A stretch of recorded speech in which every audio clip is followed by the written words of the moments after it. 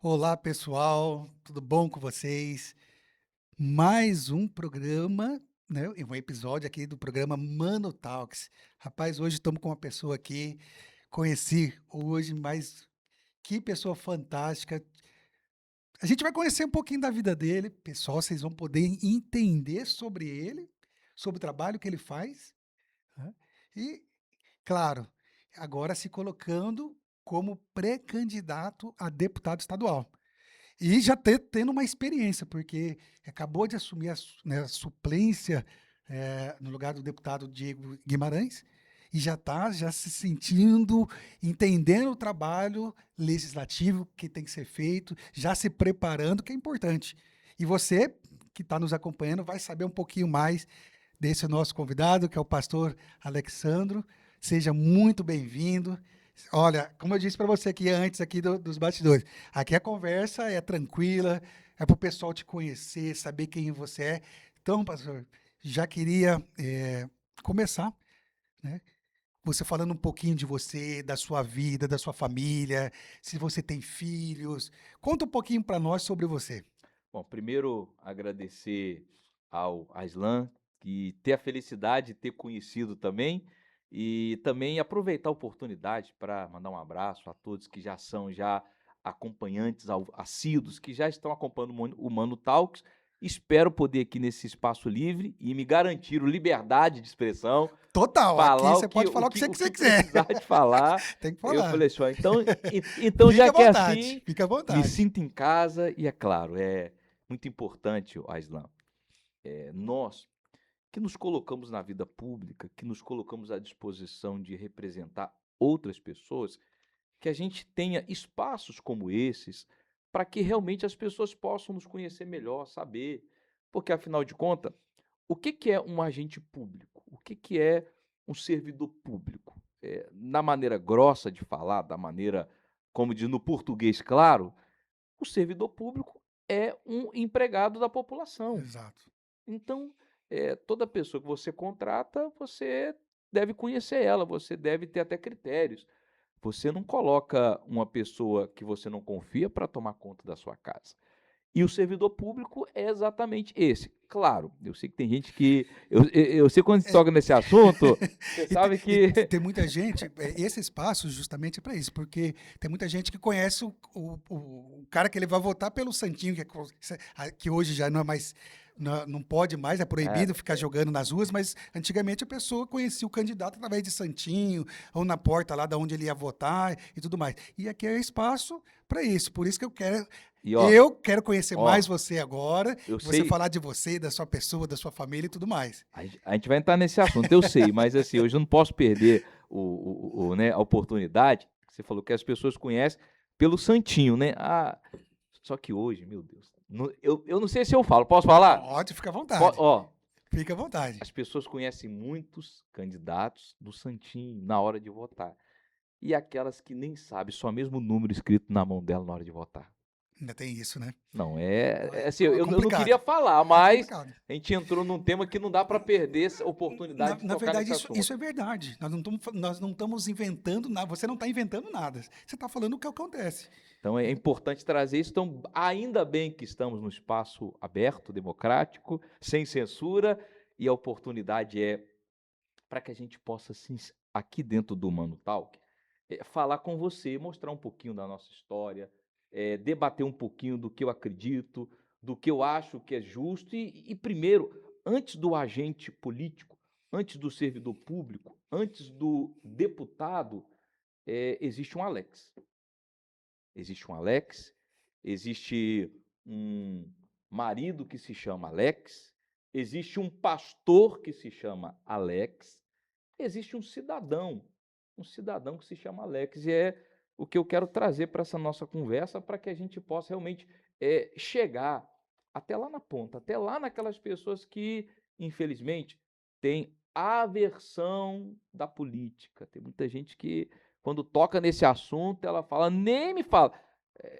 Tem pessoas que falam assim, Deus me livre, mas eu não posso julgar. E é uma, Então, assim, até na última entrevista que eu fiz com a Janaína, eu falei, olha, as pessoas às vezes ela tem medo quando fala política, porque falar política já liga o nome à corrupção.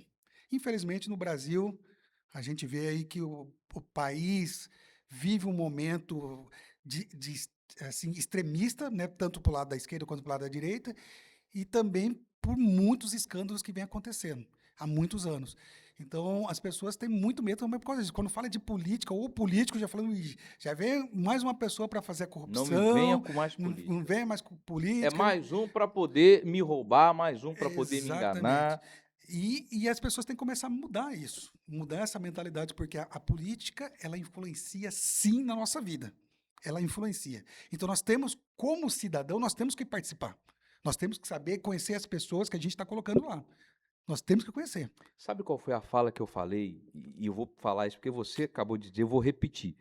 Eu participei recentemente do programa Meio Dia com o Lúcio e com a Camila, e eles questionaram a respeito exatamente disso. Corrupção de Várzea Grande, sou um morador de Várzea Grande, comentaram a respeito de tal e de tantos outros, e eu disse exatamente isso aí. Sabe qual o problema? Falei para ele, estou falando aqui entre nós e falando com toda a audiência do Mano Talk. Qual que é o problema? Aonde está o problema da corrupção? Está exatamente na escolha que a população faz. Ah, tá jogando para cima de minha responsabilidade. Não estou jogando para cima de ninguém. Eu estou dando nomes. Porque só tem lá um presidente, um governador, um senador, um deputado, um vereador, um prefeito, porque Alguém colocou alguém lá. colocou lá. Ele não Exatamente. caiu lá, ele não foi parar lá no De estalar de paraquedas. Não caiu dedos, de paraquedas não lá. foi, não, Exato. alguém colocou lá. Exato. E esse alguém talvez não pensou bem, não teve critérios ou infelizmente pensou só em si, porque aquela famosa barganha, aquela troca de favores, olha, o que que você vai fazer para mim? O que que você vai me dar? O que que eu vou ganhar?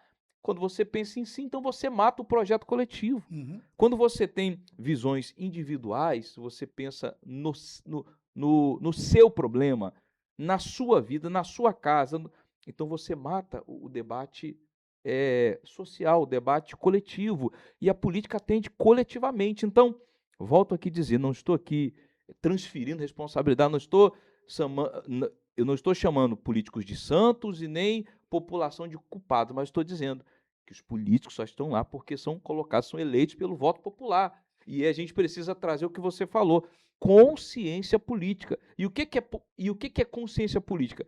É gostar de política? Não, não é gostar de política. O que é consciência política? É você ficar o dia inteiro pesquisando, procurando? Não.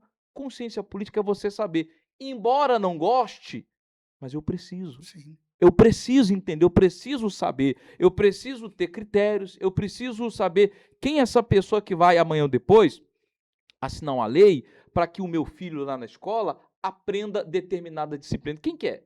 Quem que é o responsável para amanhã ou depois determinar o que o meu filho lá na escola vai merendar? Quem que é o responsável para garantir que na minha rua vou ter segurança?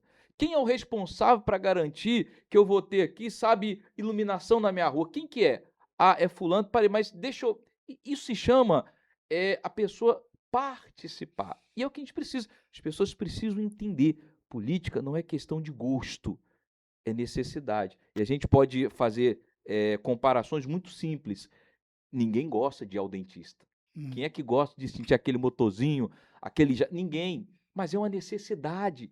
E aquilo é para que ela se mantenha saudável a longo tempo. Então, Sim. ela faz, sim, exceções de coisas que ela não gosta, mas precisa.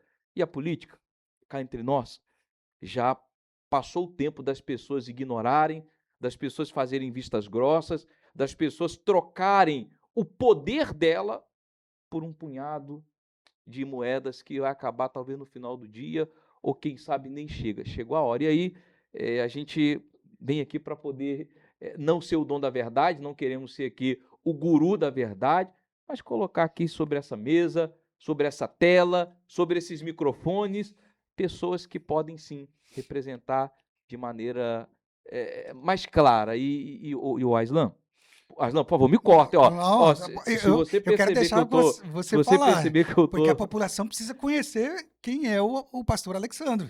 e É. assim, eu fico muito à vontade para falar, porque quando você é uma pessoa que você traz verdade, você é uma pessoa você não tem o que se esconder, você não tem, Uhum, o que mentir, então você não tem dificuldade de falar.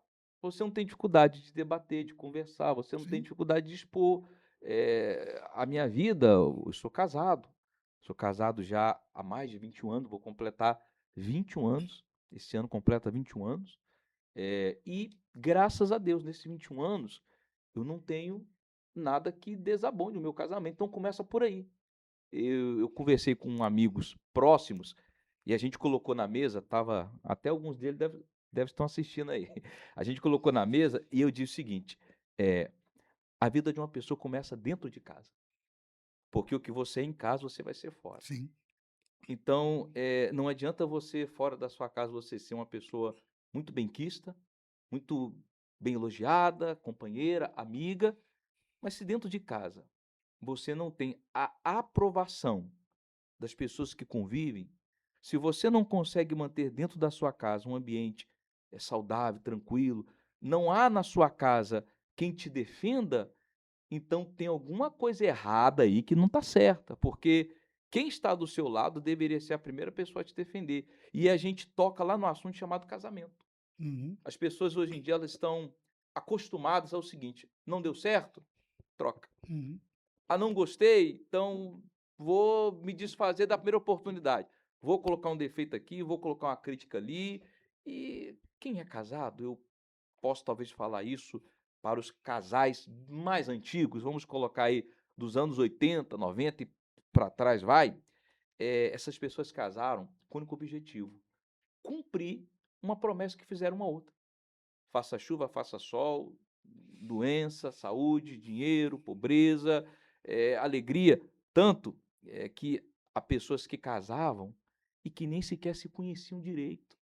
Mas a palavra que era empenhada naquele voto, porque é um contrato vitalício, um é um contrato com contrato, preço. é um Fazer. contrato até que a morte o separe. Separe. Então, as pessoas que trocavam aqueles votos, então elas tinham um compromisso uma para com a outra. E isso fazia com que nada fosse maior do que a palavra que elas tinham dado. Uhum, Então, mesmo não conhecendo, mesmo não tendo o sentimento recíproco, porque havia muito disso, mesmo não tendo empatia, mas por conta daquela palavra, aquele compromisso, eu vou honrar o compromisso de respeitar a pessoa que eu dei a minha palavra que estaria com ela até o final. E essas famílias construíram a sociedade. A nossa sociedade foi construída em cima dessa base. A família tradicional, ela foi a base de tudo que hoje nós temos. E aí, a gente pega hoje, e continua sendo. E continua sendo. Apesar de que, desculpa te interromper, por aproveita favor, para você tomar uma água aí, né? Apesar de que hoje, infelizmente, muitas. O pessoal usa essa palavra, hoje está na moda falar narrativa, né? Assim, gosto e não gosto dessa palavra, mas as pessoas estão com conceitos diferentes. Muita gente colocando os seus conceitos, né, acima, né, do algo que já é concreto ou algo que já é natural, que já veio, né? Lá desde quando Deus criou o mundo, criou o homem e a mulher, né? Nada contra, respeito todas as pessoas, a gente tem que respeitar, né? Agora, eh, hoje em dia, a gente vê muita gente com conceitos equivocados sobre a base familiar, e aí vem atingir a base familiar. Hoje, a minha pessoa, por exemplo, eu tenho a minha família como base.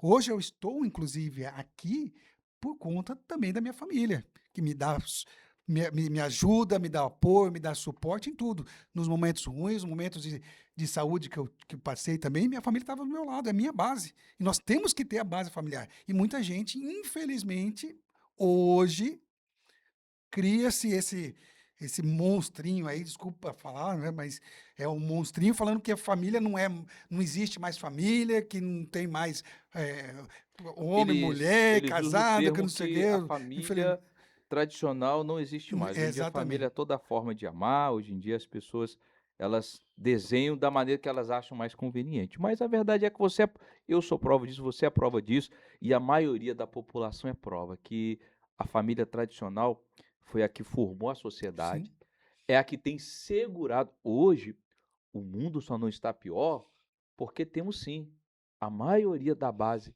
da sociedade acreditando na família. Porque se não fosse, do jeito que as coisas estão, infelizmente a sociedade já era para estar muito mais degradada, muito mais. Hoje está ruim, tá ruim. Mas se não fosse essas famílias, estariam muito pior. E aí entra o Alexandre.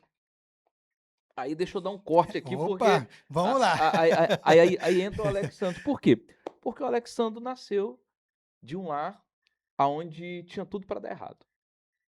Eu vim de um lar onde a minha base familiar, embora fomos, né, ensinados, graças a Deus, a minha mãe, Dona Irene Nascimento, que com toda a dificuldade, com todo as limitações econômicas, limitações sociais, ainda assim ela procurou nos dar o melhor. Eu sou um irmão, tenho mais um e mais 2 irmãs, somos 4. E logo na minha infância, antes de entrar na adolescência, a nossa família teve uma ruptura, houve uma separação. Os meus pais, o meu pai decidiu seguir a vida dele só e a minha mãe também. Na época, muito criança, muito jovem, pouco entendíamos, mas sentimos que ali é como se tivéssemos aberto uma porta da nossa casa para que aquela segurança, aquela base, sabe quando você se sente seguro num lugar e não importa o que aconteça, ali você está protegido? Sim, Quando houve aquela ruptura da família, quando houve aquela separação, é como se o teto da casa fosse tirado. É como se você estivesse dentro do lugar que outrora era seguro, mas agora já não é mais. uhum, Então você já não tinha mais o amparo de um, o amparo de outro, porque ou você estava com um, ou você estava com outro. E quando você estava com outro, você ficava pensando, e é uma divisão muito grande. Então, dito isso, Aslan, eu tive tudo, todas as oportunidades, eu tive, sabe, tudo a favor para que eu me tornasse um jovem delinquente, um jovem envolvido com muitas más amizades, cresci num lugar periférico, lá numa cidade de Belo Horizonte, próximo de Belo Horizonte, chamado Contagem, e eu cresci lá. E era um bairro de novas casas populares, onde as pessoas recebiam essa casa da prefeitura para uma nova chance, nova oportunidade. Família separada. Quando você separa, não sobra nada, ninguém tem nada, cada um começa a construir a sua vida e fomos lá para esse bairro começar uma nova vida. Eu, meu irmão, minhas irmãs e até então com o nosso pai. E sem a imagem da mãe, só com a imagem do pai. O pai trabalha de manhã, de 5 da manhã até 10 da noite, então você já não tem a imagem nem da mãe em casa e nem do pai. Quem é que preenche essa imagem?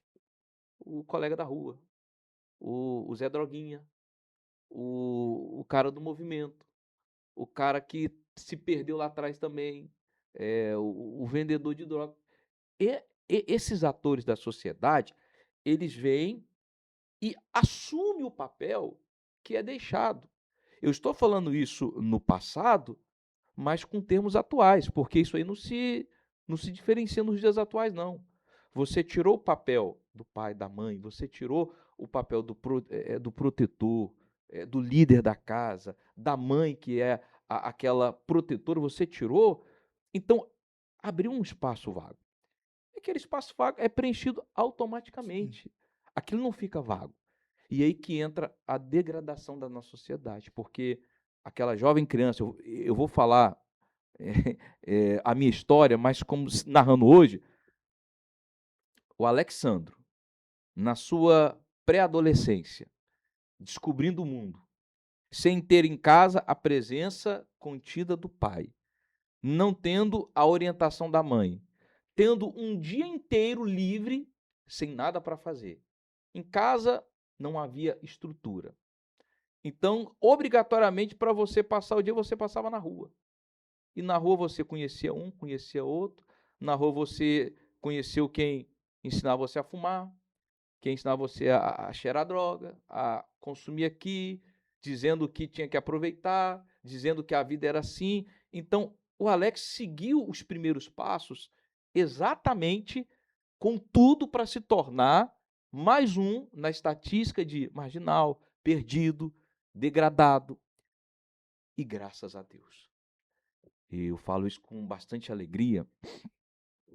Graças a Deus, nessa ocasião, já no início da nossa adolescência, a minha mãe, muito iluminada por Deus, muito iluminada, ela teve a sensibilidade de entender que sozinha ela não conseguiria manter os filhos, manter ela sabia.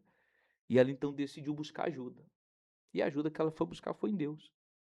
Ela via pessoas falando, pessoas mostrando o caminho, dando testemunhos de que encontraram forças em Deus, e ela então deu o primeiro passo. Ela foi a primeira pessoa a ir até Deus, até uma igreja, buscar uma orientação, um aconselhamento. E através dela, então isso começou a refletir em todos nós, porque olhávamos para ela e falávamos: espera aí, se é minha mãe que está sozinha, ela chega bem, ela está em paz, ela está forte, ela está trabalhando, ela trabalha de dia, traz o alimento para a gente no final do dia, arruma a casa à noite, dorme de madrugada, no outro dia ela está saindo. Espera aí, tem uma coisa estranha com ela. Essa não é a mesma Uhum. que que nós tínhamos lá atrás, antes da separação. Porque aquela atrás ela era muito diferente, cabeça perdida, né, brigava. Essa está diferente. Isso começou a chamar a atenção das minhas irmãs mais velhas, chamou a minha atenção, e eu cheio de complexo, eu era um jovem muito complexado, com certos problemas emocionais, vazio. Na ocasião não tinha o nome que se dá hoje, depressão. Naquela ocasião chamava frescura. Mas hoje... Minha mãe falava a mesma coisa. Você tá com frescurite. Minha mãe Então, falava assim, frescurite, né? E é interessante uma coisa que você colocou, essa sua, vamos dizer assim, passagem, né? Do Alexandro adolescente e agora o Alexandro adulto, né? Com apoio da família, da mãe que foi lá, né?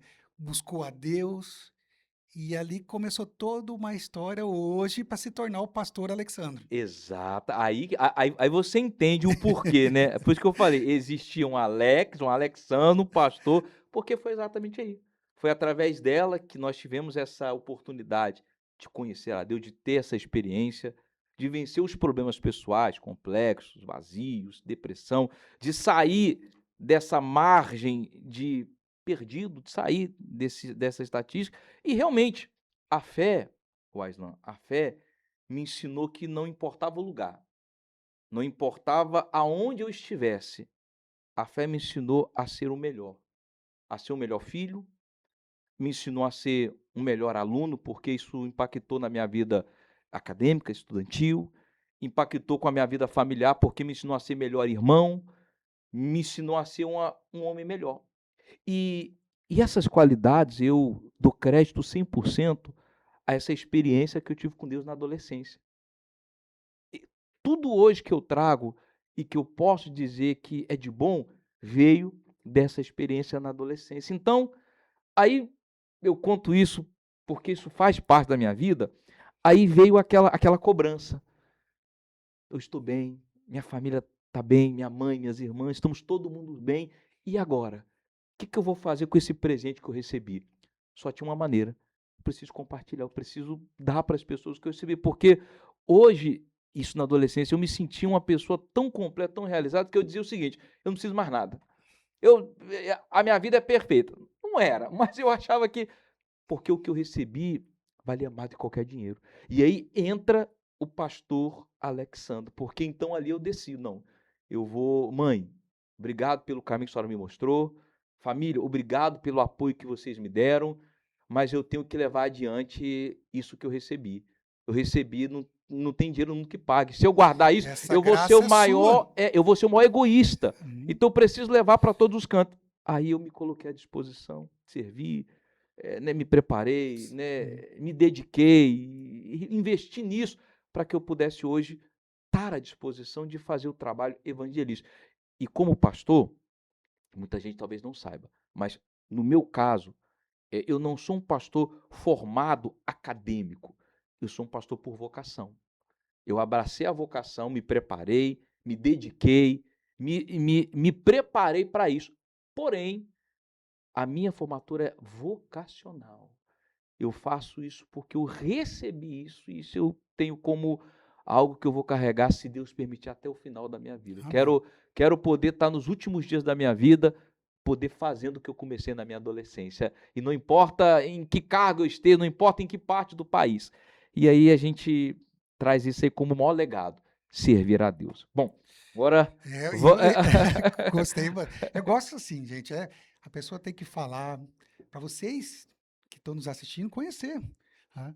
Não conhecer só o pré-candidato, mas conhecer a pessoa, conhecer as suas origens, a família, isso é importante, né? Não é só chegar lá com o númerozinho escrito na mão ou com o santinho e votar. As pessoas têm que começar a se interessar porque impacta. Porque na hora que você está doente, alguém da sua família está passando por algum problema de saúde, aí você corre atrás do candidato. Aí o cara não me atende, não consigo falar com o assessor, não consigo. Né? Por quê? Porque não conhecia a pessoa antes. não Foi tem lá, as origens. não conheceu as origens, só foi lá e votou na pessoa. Então, assim, procurem conhecer as pessoas que vocês vão votar. E aqui é esse espaço, o Mano Talks é para isso. É para conhecer as pessoas, conhecer esses pré-candidatos que estão se colocando à disposição para ser um, né, como você disse, Um um representante da representante, população, um empregado, um né? funcionário, Funcionário, da isso que eu estava população. procurando. Um funcionário da população, exatamente isso. Então, estou se colocando para ser funcionário. Né? Então, gente, conheço, né?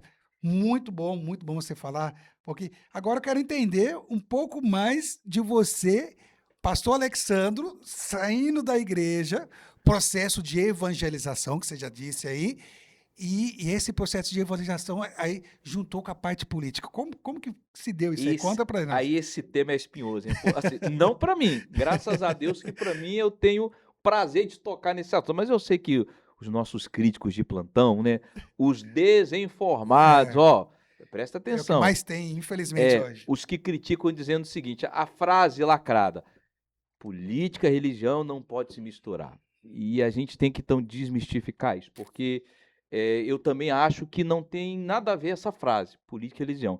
Mas também não concordo com a afirmação que dizem. Eu acho que não tem que se envolver. Não, pelo contrário, o Aslan, eu acredito e eu trago isso como um conceito bastante claro. Eu acredito que todo segmento da sociedade, todo, ele deve sim ter participação direta nas políticas, nos espaços públicos. Porque eu, como um pastor, como uma pessoa cristã, como uma pessoa que tem né, esse conceito em mim, eu trago como manual da Bíblia os mandamentos de Deus. E como eu, sei também que outras centenas e milhares de pessoas também trazem. Sim. E eu gostaria sim que alguém que pensasse como eu, que acreditassem em coisas como eu acredito, que tivesse posicionamentos como eu tenho, que me representasse. Porque se eu tivesse que escolher, vamos colocar aqui, você é um profissional da informática, Da área de TI. da IT? Então tá bom. Eu pergunto, você gostaria que alguém te representasse na área, alguém que foi até um mestre, um professor seu que te ensinou, ou simplesmente uma pessoa que nunca nem sequer abriu um livro, não sabe nem o que é um DOS, não sabe nem o que é um. Quem que você gostaria que te representasse? É. Com certeza a resposta é muito clara, Muito clara. entendeu? Então, se a E tem gente que não sociedade, entende essa resposta. E tem gente que não entende. a sociedade precisa entender que o espaço político, o espaço público, ele foi feito para representar a vontade da população. Se a gente tivesse aqui tempo para poder historiar, falar, mas não é o assunto, mas é importante a gente poder debater e abrir isso aí, porque isso se chama educação política, educação social, educação populacional. A gente precisa falar. Uhum. Então, a política foi feita exatamente para isso, para que as pessoas pudessem ter representantes que falassem o nome delas. Então, nós temos vários segmentos da sociedade e todos eles, e não se engane, amiga, amigo, não se engane pensando que tem pessoas lá que estão lá por todos, não. São muito bem segmentados. Temos representantes aí da classe da advocacia, tributária, da classe médica, tem de tudo. E por que não ter um representante que defenda conceitos cristãos? Não que ele vá legislar sobre a Bíblia, sobre a religião, mas ele vai ter o seu, né, eu posso dizer, o seu lado consciente, o seu lado que vai pesar com mais critério, porque ele tem ali um compromisso primeiro com Deus, com as pessoas, e quando a pessoa ela tem dentro dela esse conceito, então ela tem um olhar mais criterioso, porque ela sabe que ela não está falando só por ela, tem muita coisa sobre ela. Então, a gente trouxe isso então, esse assunto da religião política, para quê?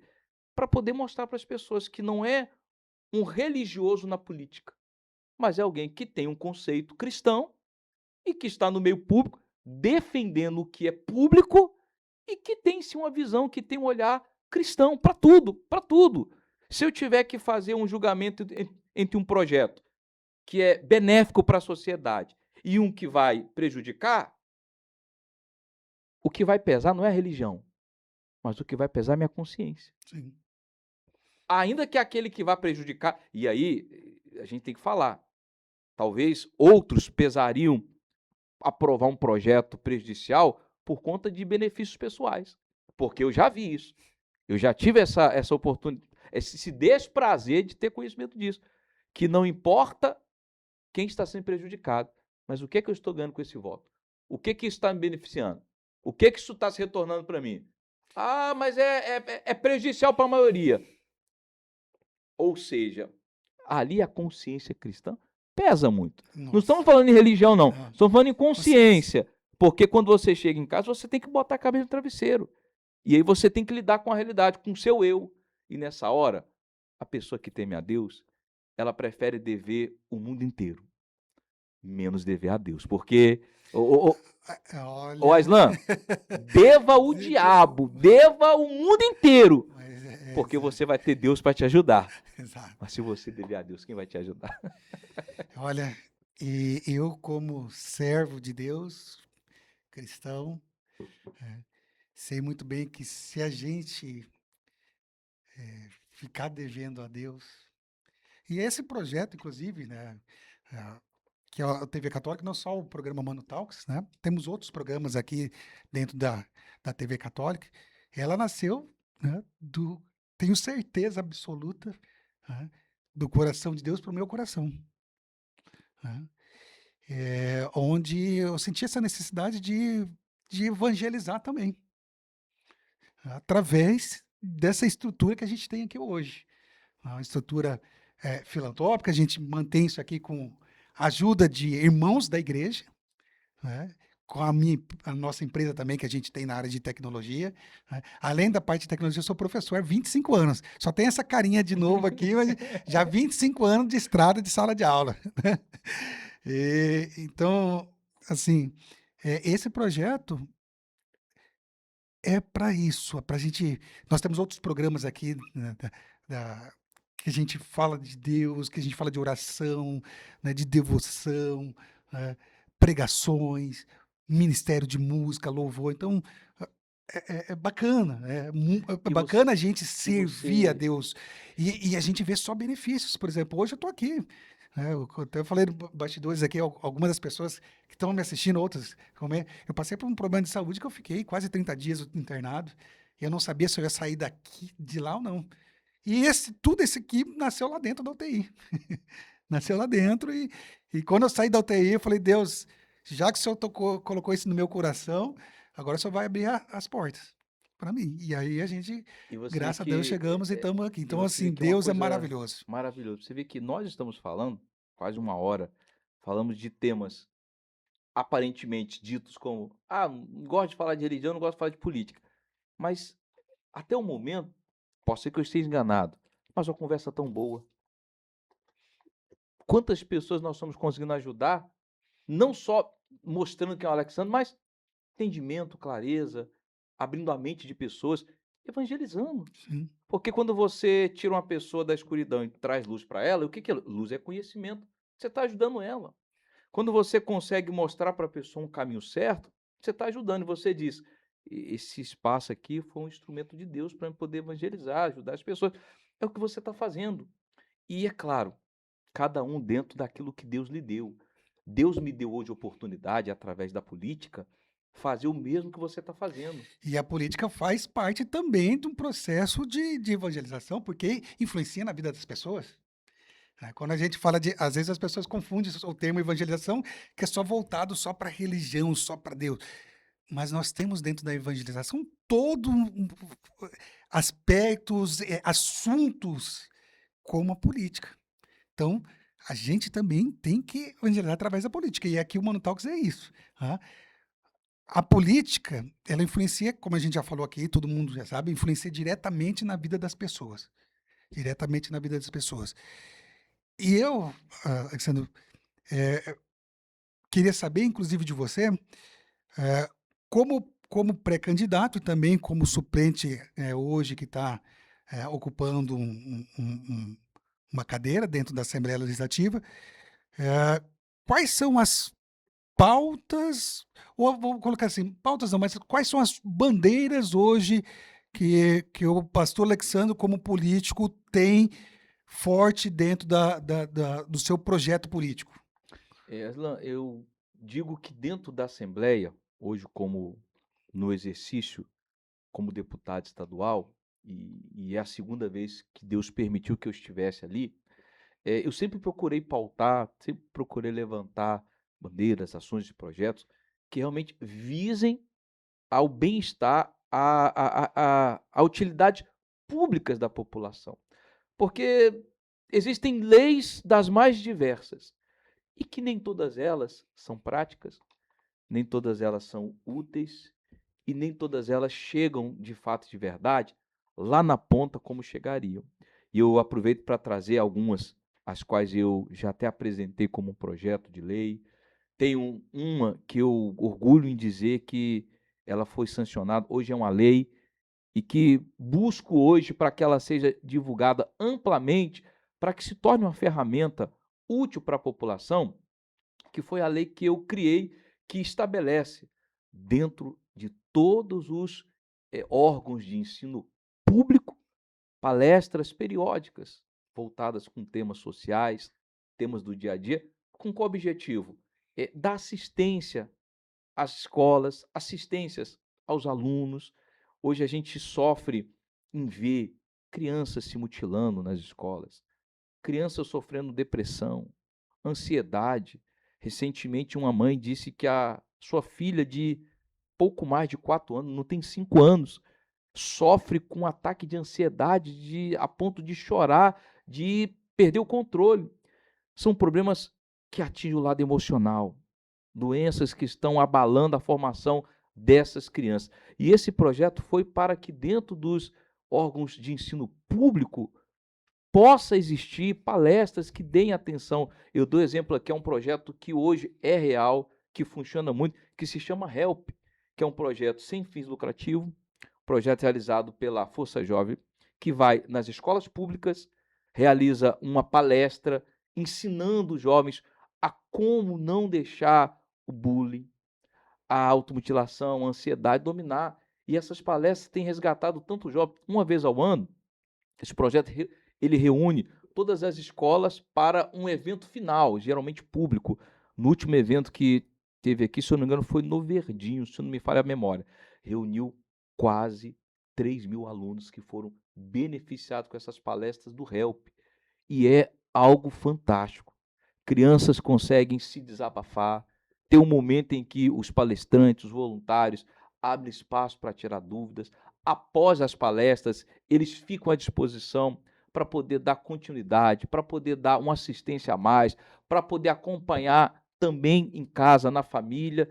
E Aslan, olha, é cada história que você passa a conhecer, e eu fico feliz que eu pude fazer um projeto que dá a esse grupo e tantos outros condição de construir algo a mais na cidade, porque se ele ajuda aquela criança, ele está ajudando o pai, está ajudando a mãe, está ajudando a sociedade, está ajudando a cidade.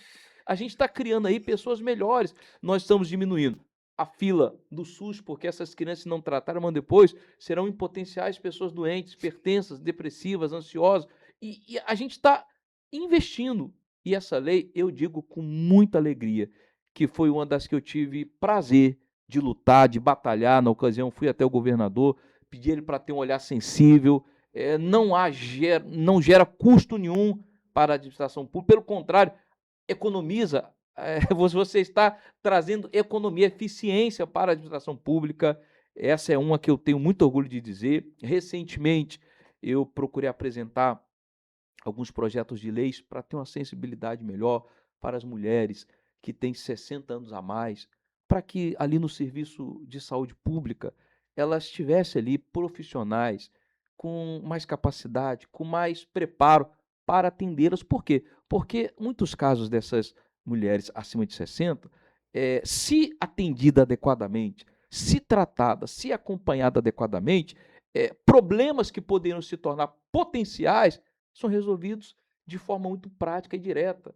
Mas se ela entra ali no protocolo normal, que se espera e que se tria, e que volta daqui a tantos meses, 6 meses, e espera uma ressonância, espera aqui, quando ela termina de concluir depois de um ano, aquele probleminha que era um pequeno tumor, um pequeno cistozinho, Já virou um monte vai de. ter que fazer já uma retirada de um órgão. Então, eu pedi, protocolei, fiz um projeto para que isso se tornasse uma lei, e é algo que já existe. Não estamos aqui engessando e nem aumentando o gasto público. É só remanejar, é só a administração pública da saúde se organizar melhor. Apresentei recentemente outro, que é para que as pessoas que sofrem, não sei se você já ouviu falar, sobre doenças invisíveis. Você já ouviu falar esse termo? Doenças invisíveis? Não, para mim é novo. Então eu sou obrigado aqui a dizer o Pode porquê, explicar, o pode explicar. porquê que eu fiz um projeto como esse. Como você, tantos outros milhares de mato-grossenses, brasileiros, não faz ideia o que são doenças ocultas ou doenças invisíveis. São pessoas que trazem limitações que não são vistas aos olhos nus, como fibromialgia, como esclerose múltipla, lúpus e tantas outras que são doenças ligadas ao sistema nervoso, neurológicas, que visivelmente você não vê elas, mas elas limitam essas pessoas a tantas Uhum. coisas, a uma vida normal, a se locomover, a trabalhar, a dormir, a viver. E essas pessoas, por não terem um diagnóstico visível, elas não são vistas, elas não são conhecidas. Hoje existe um programa, que é o do colar do girassol, para identificar essas pessoas, mas pouca gente sabe. Se você vê uma pessoa chegando aqui com colar digital, com colar do girassol, você vai ficar até curioso, mas por que será que. Eu sei que Eu tem o ia colar. fazer essa pergunta. Eu ia falar, o que significa esse colar aí? Não iria perguntar, mas talvez não iria. Mas tomando conhecimento, você saberia. Essa pessoa tem alguma limitação. Então, prontamente eu iria já colocar uma das auxiliares. Creio com uma dúvida gigantesca. Então, e esse projeto, aquele projeto que eu fiz, foi para que dentro dos meios de comunicação pública fosse divulgado mais amplamente que existem essas pessoas. Essas pessoas existem na sociedade, elas estão espalhadas em todos os lugares e elas estão tendo dificuldade enorme, primeiro, de serem tratadas, de serem diagnosticadas, de serem assistidas e de terem um protocolo padrão para que elas possam ter uma vida mais digna. E essa é uma das bandeiras que eu já levantei, já pautei na última sessão, volto a falar, tenho aí já em mente já uma agenda para debater direto com o governador, estive com o secretário de saúde do estado, porque a gente precisa dar visibilidade, a gente precisa mostrar essas pessoas que estão invisíveis. Quantas são? Ninguém sabe, mas sabemos que elas existem. E uma maneira de ajudar, primeiro, é fazer elas serem vistas. Segundo, dar a elas, sabe, um tratamento mais adequado, mais digno. E terceiro, inserir elas na sociedade. Então, é um projeto que eu tenho a certeza que tem tudo para poder trazer mais humanidade para a nossa população. E aí a gente diz assim, por que que nasceu isso? Porque como pessoas cristãs, você se coloca no lugar das outras. Você entende que o sofrimento de uma, na verdade, não é uma. Porque uma pessoa que sofre com doenças invisíveis, ela traz com ela o pai, a mãe, o irmão, o marido, é toda uma rede de família, e que eles estão isolados. Eles estão desesperados procurando apoio, ajuda, recursos, procurando mais soluções, e o projeto é para que essas pessoas sejam mais assistidas. E aqui em Mato Grosso, por que não se tornar uma referência nesse cuidado humanitário especial com essas pessoas tão necessárias? Olha, a saúde mental hoje é uma área e um tema muito debatido hoje, até por conta de diversos acontecimentos que tem, a gente pode ver, acompanhar nas redes sociais aí, né?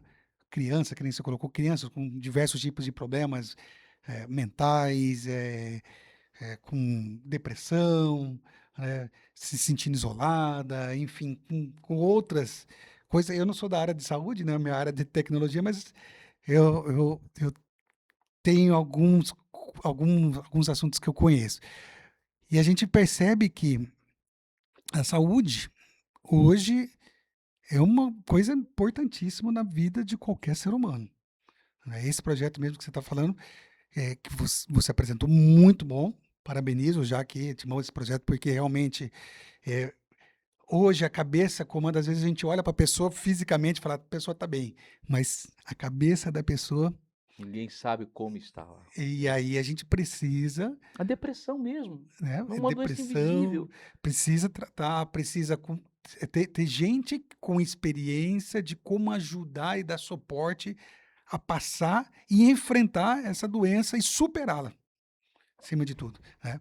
Então, assim, é um projeto arrojador, vamos dizer assim, bastante arrojador, tô vendo, desafiador também, porque realmente mexer com a cabeça das pessoas não tá fácil no dia de hoje, não tá fácil, tá? Bom, mais algum outro projeto que você tem, além da parte de saúde, alguma outra bandeira que você também está atuando? Nós procuramos trazer muito para dentro do espaço público o assunto da juventude. Até porque eu vim para o meio político motivado pela juventude. Como pastor, eu, durante muitos anos, fiz um trabalho social muito importante com os jovens de todo o estado. E nesse trabalho nós conseguimos inserir muitos jovens na sociedade, resgatar da criminalidade, enfim, indicar esses jovens para que eles pudessem ter uma vida melhor. E por conta desse longo trabalho que eu tive com eles, eu trago como uma das minhas marcas registradas a defesa em prol da nossa juventude, porque eu acredito que a juventude é o futuro, sim. E de que maneira que eu tenho procurado trabalhar em prol dessa juventude? Apresentando projetos como o que eu fiz recentemente, que eu vou aqui dar o título, que é Geração Inteligência Artificial de Mato Grosso, que é capacitar, e aí vai entrar Gostei desse tema, aí vai entrar gostei desse dentro já. tema. Tomara que eu já consiga aqui, Já mas tocou aqui meu coraçãozinho lá no fundo, já começou a me cutucar aqui. que é trazer esse projeto é trazer para dentro do ensino público, principalmente daqueles jovens que estão já entrando já no ensino médio, uma capacitação. E capacitação não é só capacitação para ter um conhecimento raso, não, mas capacitar esse jovem para saber trabalhar com a inteligência artificial. Por quê? É o futuro. Aslan, nós chegamos num ponto da sociedade, da evolução, que nós nunca mais vamos retroceder. Nunca mais. A vida nunca mais será a mesma. A evolução é inevitável, o crescimento da inteligência artificial é inevitável. Hoje em dia está se tornando cada vez mais automático tudo, e aí a gente precisa ter jovens agora se capacitando para entrar no mercado de trabalho, para poder competir e, mais do que competir, para poder ser também serviço de mão de obra para o Estado. Porque a gente tem um Estado crescente, pujante, o agronegócio explodindo, outros commodities, vindo empresas, e na grande maioria, se você sobe para a região norte aqui do estado, infelizmente, infelizmente entre aspas, né, mas é necessário você trazer mão de obra, pessoas para poder trabalhar, porque não tem. E a gente tem um crescimento exagerado da juventude. Mato Grosso tem uma população jovem muito grande, que está crescendo, porém não está se preparando. Alguns que têm benefício, que têm uma facilidade, porque têm recursos para se preparar melhor, mas o jovem da periferia, da escola pública, o jovem que às vezes não tem nem a roupa, se não é o uniforme doado pela escola, ele não teria talvez nem roupa para ir para a escola, ele vai para a escola para aproveitar a refeição, porque em casa falta.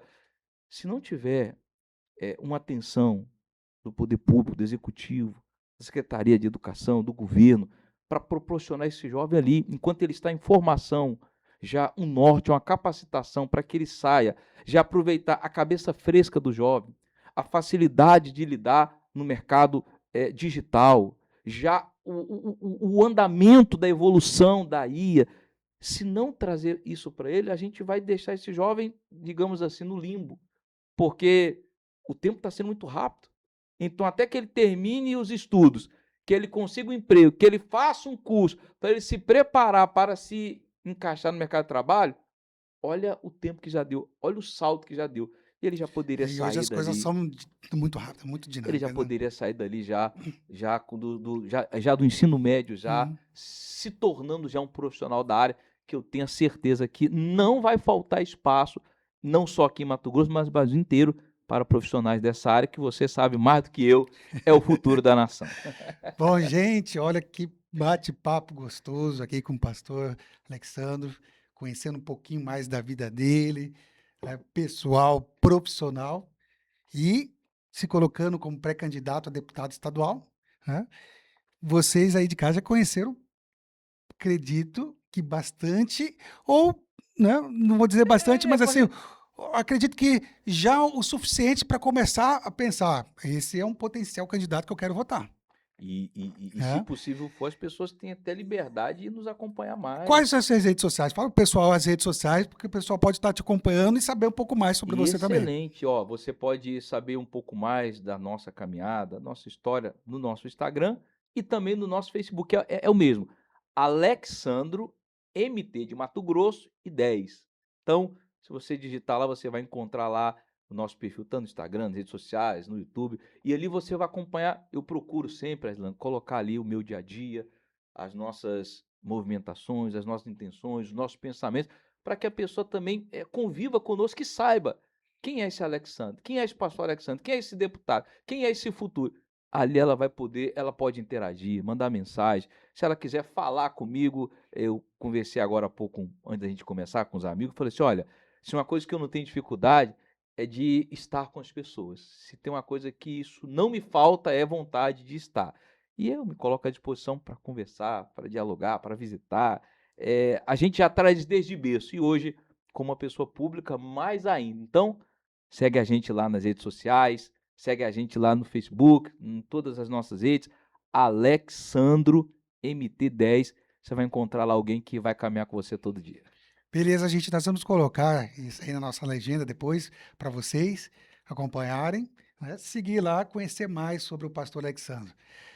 Pastor, nós estamos chegando ao fim, né? É a primeira de muitas. Vai a Opa, primeira de muitas, né? maravilha. Nós vamos ter uns momentos aqui, pessoal, de debate, né? Como a gente já disse aqui no início do programa, nós vamos ter um momento de debate, e aí nós vamos convidar o senhor também para participar do debate. E eu E quero vir, quero vir. venha preparado, porque o negócio aqui vai ser quente, assim, Chapa quente. chapa quente para as pessoas colocarem as suas ideias. E começar um pré-candidato, ou até lá eu acredito que já vai ter saído das convenções, então vão ser todos candidatos.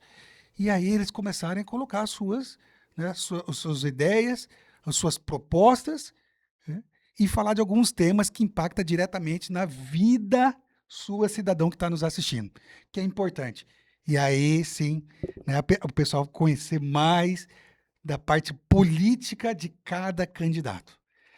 Pastor Alexandre, convido para fazer as suas considerações finais, o pessoal de casa. Muito obrigado mais uma vez por você estar aqui conosco, falando um pouquinho da sua trajetória pessoal, política, dos projetos que você já colocou, né, e alguns projetos que já estão pensando em implantar. Né? Então acompanhe as redes sociais do pastor Alexandre para você saber mais sobre ele. Bom, eu só tenho a agradecer primeiro a Deus, agradecer a minha esposa que está sempre aqui conosco, nos acompanhando, aos amigos, assessores, todo mundo, ao Aislan, meu amigo Jonathan, que nos deu a oportunidade de Se conhecê-lo, conhecer. que Jonas, obrigado aí, foi a parceiro aí com a ponte. gente aí. Foi a ponte. E eu espero com toda sinceridade, poder realmente mostrar mais e fazer mais. A gente cria expectativas de coisas boas. E se houver pessoas que acreditem que é possível melhorar, é possível fazer mais, então a gente pode sim construir. Então, enquanto que eu estiver como pré-candidato, como um deputado, eu pretendo realmente sempre estar pautando com a consciência cristã que tenho, com um lado de marido que sou, com um lado de cidadão que tenho bastante compromisso em ser cidadão e, é claro, me colocando sempre à disposição das pessoas e pensando nela. E já contando aqui para me voltar e poder falar mais de coisas que no decorrer da frente vão vir pela frente aí. É isso aí, gente. Mano Talks, programa feito com muito amor, planejado com muito amor, muito carinho para você, cidadão de Cuiabá, Várzea Grande e Mato Grosso. Porque aqui, esse espaço, nós vamos trazer pessoas, líderes políticos, pré-candidatos, candidatos, né, para falar sobre projetos políticos, ideias, o que querem fazer em prol de cada um de nós. Estou me incluindo nesse bolo, porque eu também faço parte da população. Tá? Então, gente, acompanhe as nossas redes sociais, lá, @TV Católica, e lá vai estar o programa Mano Talks. Então, esse programa, Mano Talks, para você, com muito amor e carinho, para saber mais sobre a nossa política de Cuiabá, Mato Grosso. Até mais. 7h30, 19h30, o programa, toda quinta-feira, vai ser lançado para você. Mano Talks, aqui o espaço é aberto para falar sobre política, Cuiabá, Mato Grosso, para você, população.